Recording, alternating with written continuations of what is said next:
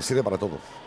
Flores, jardineros perdidos casi se pierden en esa alfombra floral que se ha convertido el altar a la Virgen del Pilar.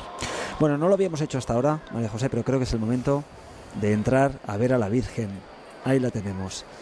Es el interior de la Virgen del Pilar, es el camarín de la Virgen, el lugar al que nos acercamos todos los aragoneses, todos los zaragozanos en algún momento para, bueno, pues rendir homenaje, saludar o decirle lo que tengamos que decirle a la Virgen. Ahí estamos viendo a la gente como esta mañana se acercaba, muy emocionada, sí. Y ahí está la imagen de la Virgen con esa corona, la corona por excelencia, hecha de piedras preciosas por donación de familias en una campaña que puso en marcha la reina María Cristina. Una corona de valor incalculable, que no nos quieren y entendemos las reservas para hablarnos del valor económico, pero sin duda de un valor sentimental para el Cabildo también muy importante. Una Virgen del Pilar que hoy lleva el manto del Cabildo, es uno de los más antiguos. Sí.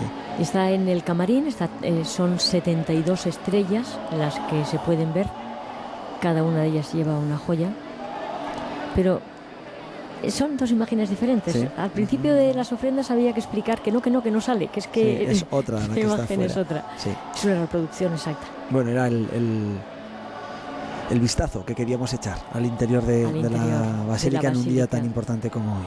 A su casa, porque en realidad el camarín es su casa, un templo de emplete barroco en plata, precioso. Y con un manto más antiguo, el que tiene más antiguo la Virgen, que es el que lleva puesto, y este manto floral, que es el que cada año renueva. Renovamos. Calle Alfonso de nuevo, es el momento en el que los oferentes que llevan desde primera hora de la mañana esperando acceder a la Virgen se encuentran con ella. Sin duda alguna este es el momento de la emoción, porque después de un largo camino es cuando entran en la bandeja de la plaza para entregar esas flores y, por ejemplo, es el momento en el que les está tocando ahora a los cadetes de la Academia General Militar.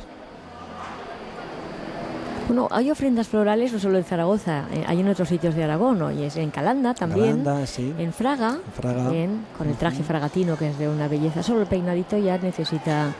¿Es verdad que se pone postizo ahora? Sí, porque es que la cantidad de pelo, la largura de pelo que hace falta para hacer un picaporte es tremenda, entonces ahora son postizas. Que además hoy es fiesta en Fraga y se visten cantidad de fragatinas y fragatinos, se visten hoy también para hacer la ofrenda y crear escenas de aire popular, escenas antiguas, de trabajos antiguos. En Fraga. Y en Calanda se ha hecho famosa por muchas cosas, pero en el Día del Pilar concretamente porque casi siempre tiene una corrida de toros de chapó. El resultado no lo sé, pero la convocatoria de los primeros espadas es importante, aparte de una ofrenda floral. Y aquí seguimos disfrutando de este río de oferentes que se acercan a la plaza. Fernando acaba de pasar. Es un mantón de los que se llaman de 8 puntas por el tamaño, o de capucha, que sencillamente es una prenda de abrigo, entonces la mujer lo lleva sobre la cabeza para abrigarse.